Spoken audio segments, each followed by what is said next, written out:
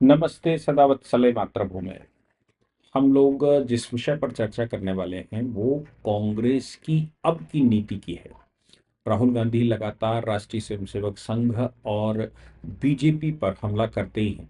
मोदी जी सत्ता में हैं और पूरे विश्व के माननीय लीडर हैं। हमने देखा कि गाजा की बैठक के लिए भी, या जो अभी इजिप्ट में बैठक चल रही है, उसके लिए भी मोदी जी को इनवाइट किया गया था। वो गए नहीं, वो अलग बात है। कीर्तिवर्धन को, जो राज्य विदेश मंत्री भी नहीं गया, राज्य विदेश मंत्री भारत के हैं, उनको भेजा गया।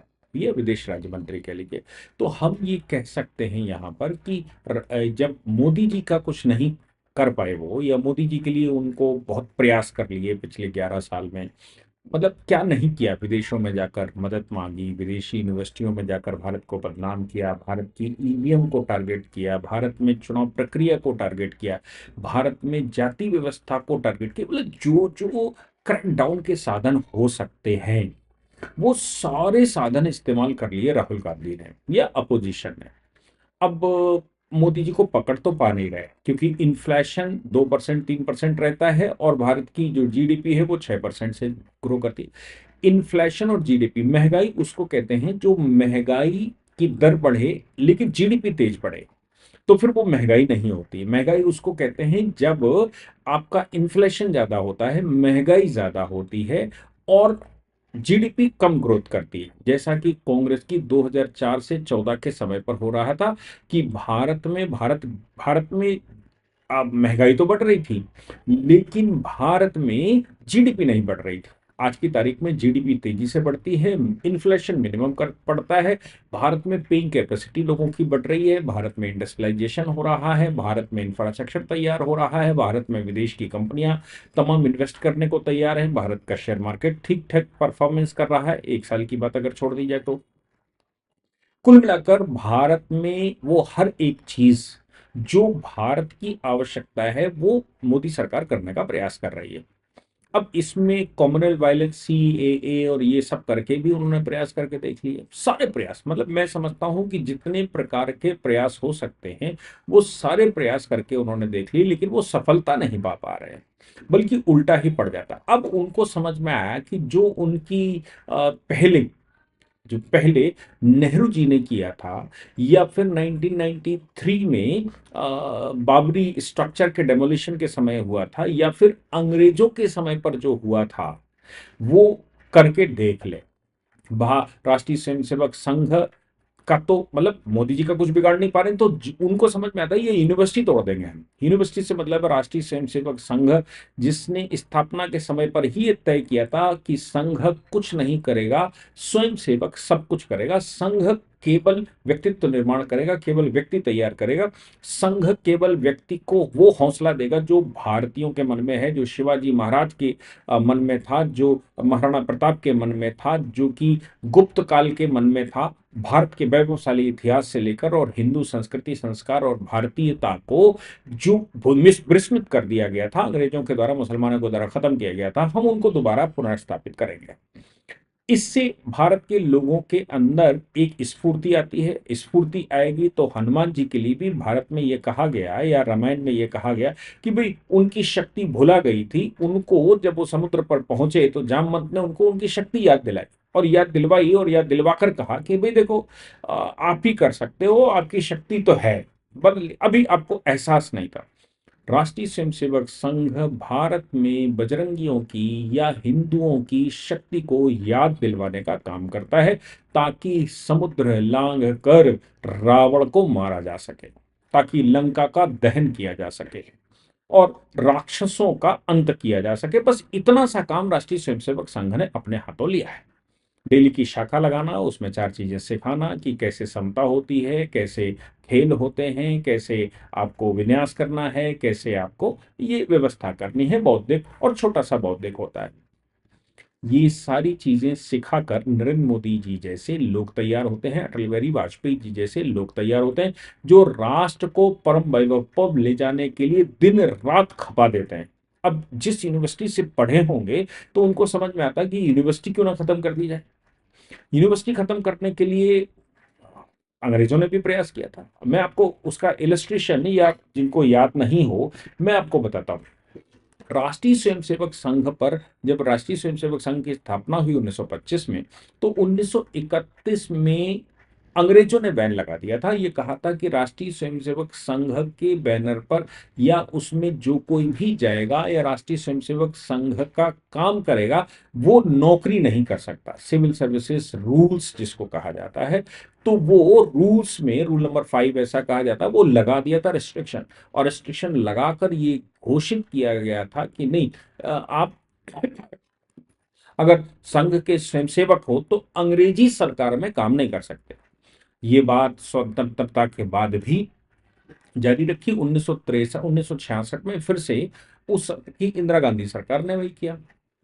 हालांकि नेहरू जी ने वो बैन हटा दिया था, इसलिए हटा दिया था कि जब चाइना से हमारा युद्ध चल रहा था, तो चाइना युद्ध के समय पर राष्ट्रीय स्वयंसेवक संघ के पूजनीय सरसंघचालक उस समय ये आह्वान कर गए कि भाई नेहरू से हमारा कन्फ्रंटेशन हो सकता है, देश से नहीं।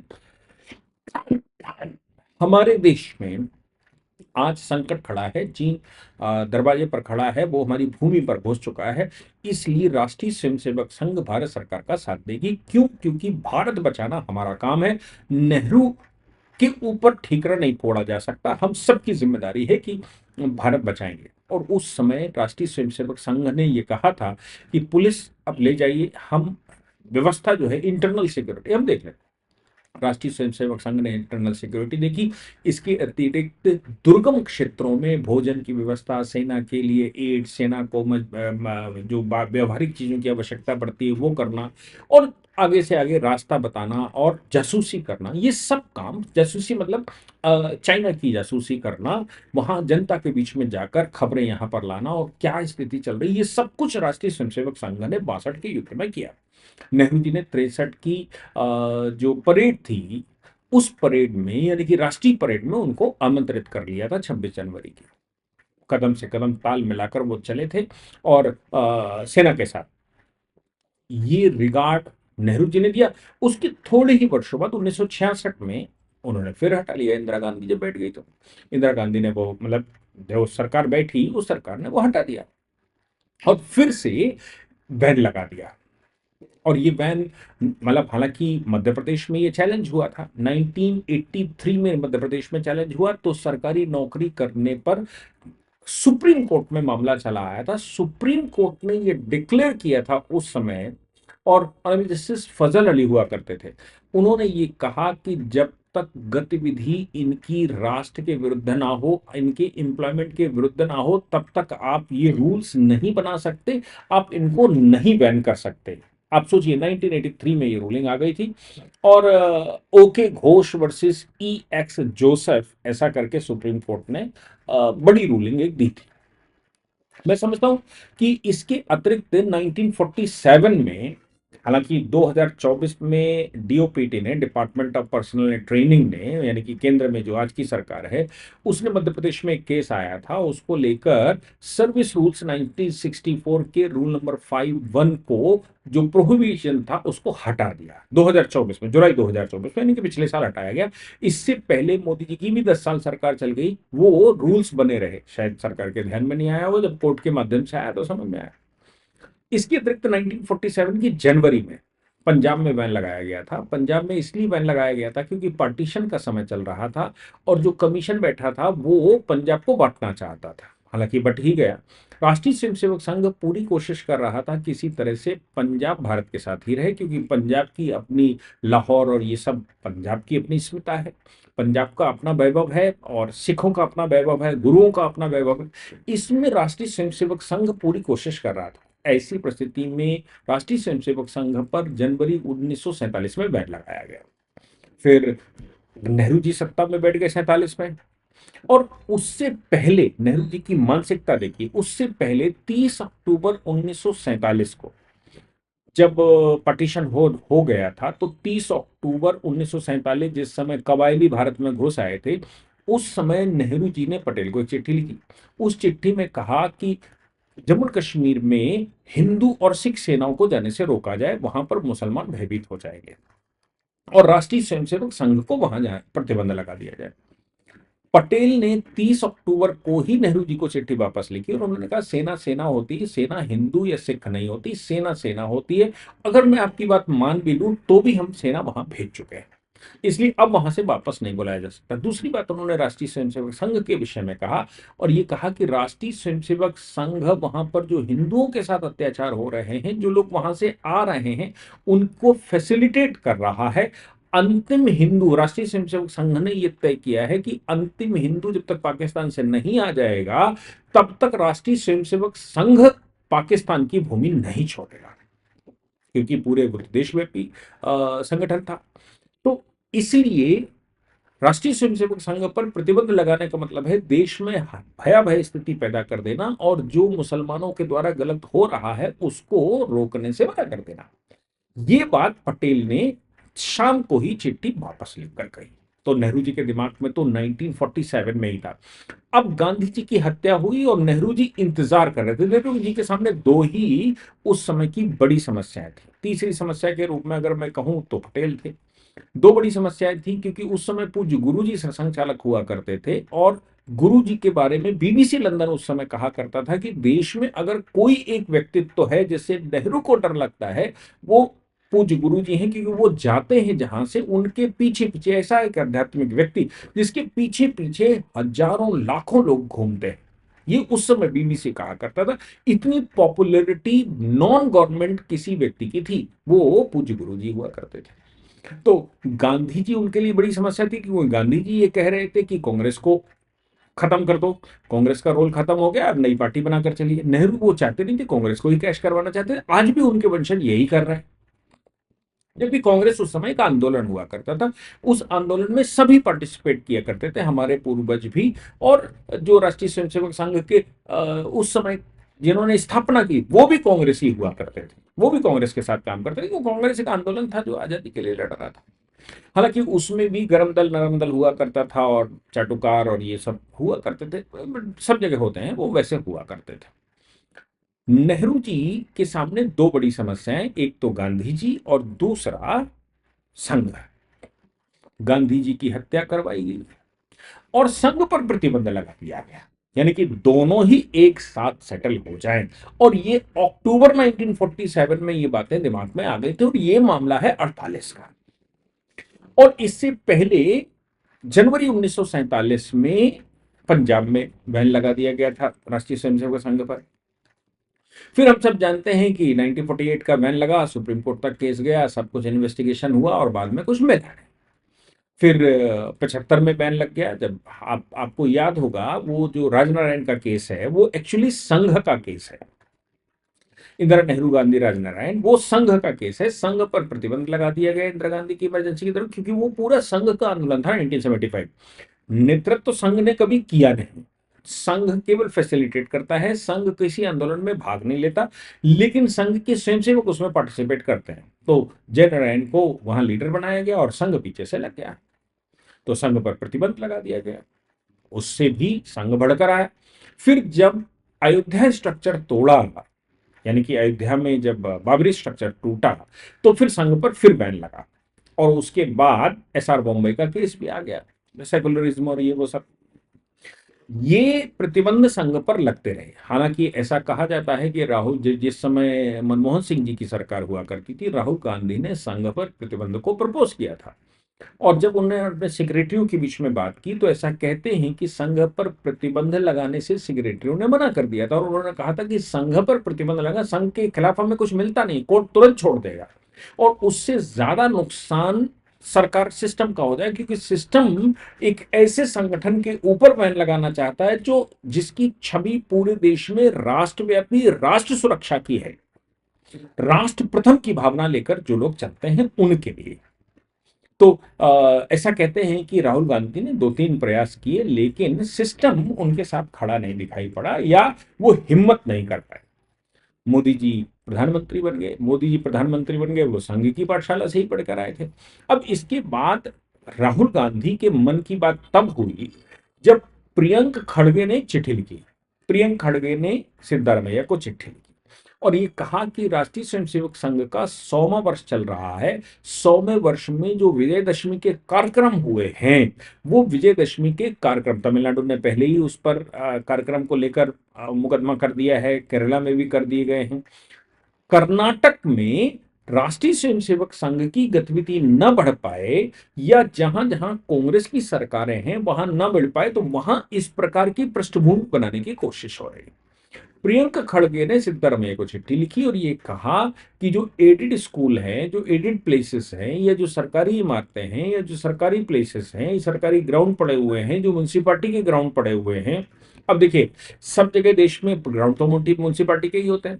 अच्छा, राष्ट्रीय स्वयंसेवक संघ कोई रजिस्टर्ड संगठन तो है नहीं, और राष्ट्रीय स्वयंसेवक संघ केवल भगवा, वो उसका भी कोई पेटेंट नहीं है, कोई भी भगवा लगाकर खड़ा हो सकता है। तो राष्ट्रीय स्वयंसेवक संघ की यूनिफॉर्म भी पेटेंट नहीं है कि भाई कोई नहीं पहन सकता। राष्ट्रीय स्वयंसेवक संघ केवल एक आंदोलन है, एक मूवमेंट है, एक एक हवा में इंस्टीट्यूशन है जिसका कोई अता पता नहीं। जितने कार्यालय भी हैं वो सब डिफरेंट ट्रस्टों के नाम है, पूरे देश में ऐसा कहते हैं, सब ट्रस्टों के नाम है, राष्ट्रीय स्वयंसेवक संघ के नाम से कुछ नहीं। और राष्ट्रीय स्वयंसेवक संघ के तमाम घटक दल भी हैं, घटक घटक भी हैं, और उन घटकों के साथ आनुषंगिक संगठन भी है, जिसमें बीजेपी भी आती है, मजदूर संघ आता है, विद्या भारती आती है। विद्या भारती के तो 30,000 स्कूल हैं, एकल विद्यालय, तमाम तरह के संगठन देश में। अभी मोदी जी ने उसको एक्सप्लेन किया। तो प्रियंका खड़गे, मल्लिकार्जुन खड़गे, आप समझते हैं, और बड़े टेंशन में इसलिए रहते हैं क्योंकि संघ का क्या करें, संघ की यूनिवर्सिटी से लोग तैयार होते ही जा रहे हैं। और अब तो 100 वर्ष हो गए हैं, संघ ना तो कटा है, ना पिटा है, ना पीछे बैकफुट पर गया है, ना ही संघ का कोई घटक, मतलब संघ से अलग होकर कोई उसका बाइफर्गेशन हुआ। कांग्रेस तो टूटकर पूरे देश में सारी पार्टियां कांग्रेस की ही बनी हुई हैं। तो इनका क्या करें, ये इंटैक्ट रहते हैं, और इनसे जो बाहर गया भी वो पनप नहीं पाया। भारतीय जनता पार्टी या संघ के किसी भी संगठन से कोई पार्टी अलग निकली, कोई अलग संगठन दल बना, किसी भी पर्पज से वो पनप नहीं पाया। वो पनप इसलिए नहीं, जैसे मैं कहूं शंकर सिंह बेगेला की बात कर दूं, केशुभाई पटेल की बात कर दूं, उस समय कल्याण सिंह जी छोड़कर चले गए थे, उमा भारती जी छोड़कर चली गई थी। ये जिन्होंने नई पार्टियां बनाई थी, ये एक भी सफल नहीं हो पाए। क्यों नहीं सफल हो पाए? क्योंकि राष्ट्रीय स्वयंसेवक संघ के जो स्वयंसेवक हैं वो ये मानकर काम करते हैं कि वो ईश्वरी काम कर रहे हैं, वो किसी पार्टी घटक का काम नहीं कर रहे, वो ईश्वरी काम कर रहे हैं। और शपथ भी ऐसी लेते हैं कि मैं राष्ट्रीय स्वयंसेवक संघ का घटक इसलिए बनाऊं कि मैं संपूर्ण हिंदू समाज को एकत्रित करूंगा, और ये करूंगा, वो करूंगा, ऐसे शपथ लेते हैं। तो अगर मोदी जी भी कल, मेरा मानना यह है कि मोदी जी भी कल अगर अलग पार्टी बना लें, तो निश्चित तौर से राष्ट्रीय स्वयंसेवक संघ के जो स्वयंसेवक हैं वो उनके साथ नहीं जाते, वो बीजेपी के साथ ही रहने वाले हैं। और ये हमने सबने होकर देख ली, देश में बड़े बड़े लीडरों के साथ देख ली। इसलिए अब उनकी समस्या ये है कि राष्ट्रीय स्वयंसेवक संघ को कैसे पछाड़ दिया जाए, कैसे बैन लगा दिया जाए। अब राष्ट्रीय स्वयंसेवक संघ के लिए उन्होंने चिट्ठी लिखी और सिद्धारमैया ने उसका जवाब भी दिया। सिद्धारमैया ने जवाब देते हुए कहा, निश्चित तौर से कार्रवाई होगी, चिंता मत करो। क्या कहा गया इस बैन के लिए? इस बैन के लिए ये कहने की कोशिश की गई कि भाई देखिए, सरकारी इमारतों में, एडेड विद्यालयों में, अब एडेड विद्यालय, अच्छी बात यह है कि राष्ट्रीय स्वयंसेवक संघ के जो विद्यालय हैं 30,000 के लगभग, कहते हैं कि विद्या भारती के विद्यालय हैं, एकल विद्यालय 1.5 लाख के लगभग हैं, या उससे कम ज्यादा। और इसके अलावा बनवासी कल्याण आश्रम और ये सब बहुत सारे विद्यालय चलाते हैं। ये जो हैं वो एक भी सरकार की एक पैनी नहीं लेते। राष्ट्रीय स्वयंसेवक संघ, मोदी जी की 11 साल की सरकार भी हो गई, एक पैनी उनसे नहीं लेता। वो अपने स्वयंसेवकों से जो गुरु दक्षिणा में दक्षिणा इकट्ठी होती, समर्पण जो होता है, उस समर्पण से ही संघ और संघ के सारे घटक, संघ के सारे संगठन चलते हैं। इसलिए ये तो कहा ही नहीं जा सकता कि विद्या भारती का स्कूल एडेड है, इसको बैन कर दो। तो उनका कहना है कि जो एडेड विद्यालय है, किसी के भी एडेड विद्यालय हैं, राष्ट्रीय स्वयंसेवक संघ के बहुत सारे स्वयंसेवक ऐसे हैं जिनके बड़े बड़े विद्यालय हैं वो एडेड है, जो उनका मैनेजमेंट है।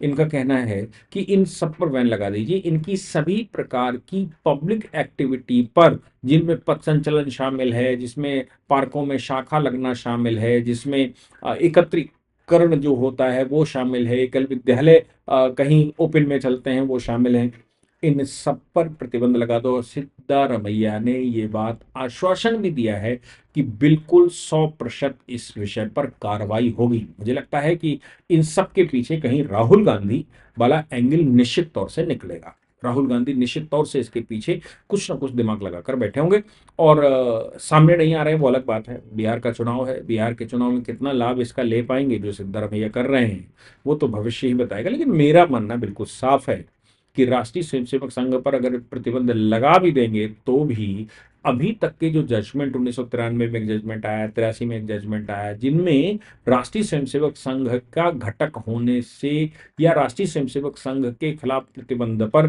किसी प्रकार का कोई भी प्रभाव नहीं पड़ेगा। जय हिंद, जय भारत, वंदे मातरम।